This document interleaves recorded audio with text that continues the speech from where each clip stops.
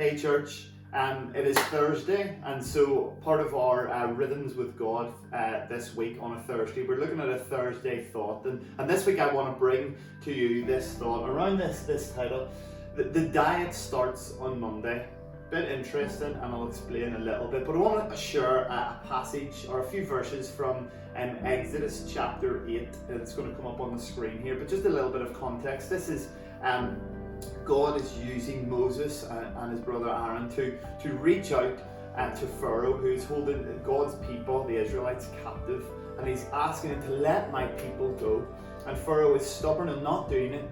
And time again, God will send different plagues, a number of different plagues, to almost persuade and force Pharaoh to have to let his people go. And in this one in particular, there is a plague of frogs.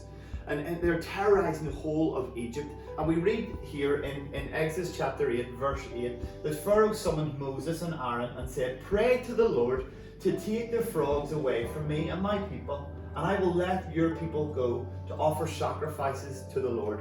Then we read that Moses said to Pharaoh, "I leave to you the honor of setting the time for me to pray for you and your officials and your people, that you and your houses may be rid of the frogs, except for those that remain in the Nile." And so Moses said, "Pharaoh, you tell me when. God will do this, but you tell me when you would like this to happen." And we read in verse 10, Pharaoh says, "Tomorrow." Tomorrow. See, anyone who has tried to start something new knows that it always seems to start on a Monday. When you're starting to read more, you decide to read more books, it will start on a Monday. When you want to drink more water or eat better, it starts on a Monday.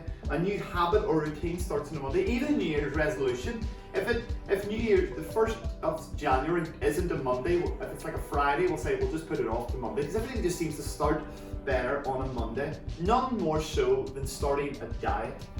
Universally, diets seem to always start on a Monday. Now the problem with diet starts on a Monday, that if it's a Thursday and you decide to start a diet, you think, well, it will start on Monday. So that means between then and Monday, over the weekend, you just decide, I'll eat whatever I want, because the diet is starting on Monday. And so sometimes we decide to put off till tomorrow what we can do today. And we can see that in our text.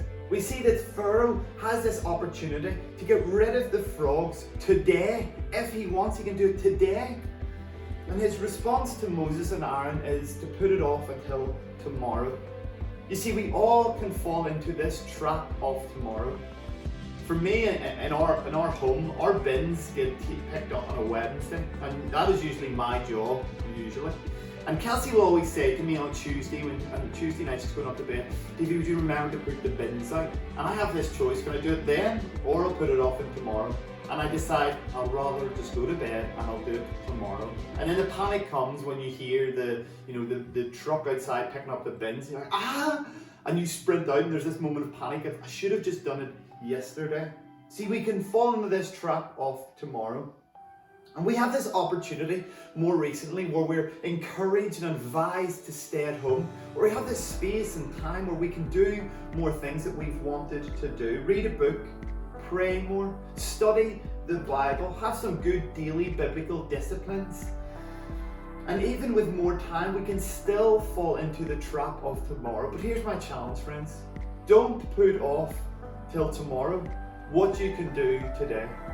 Don't put off until tomorrow what you can do today. And my final thought of this is, see when tomorrow comes, is tomorrow one day or day one? Is tomorrow one day or day one? You see, one day is a hope or a dream of something that we would like to achieve in the future. One day I'll visit New York. One day I'll run a marathon. One day I'll read the whole Bible. Or is it day one? The first day of something new. Day one of my diet.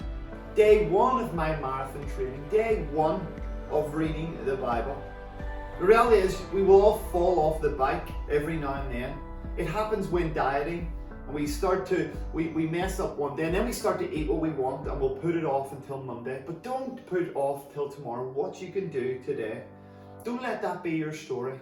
Get up and start again today.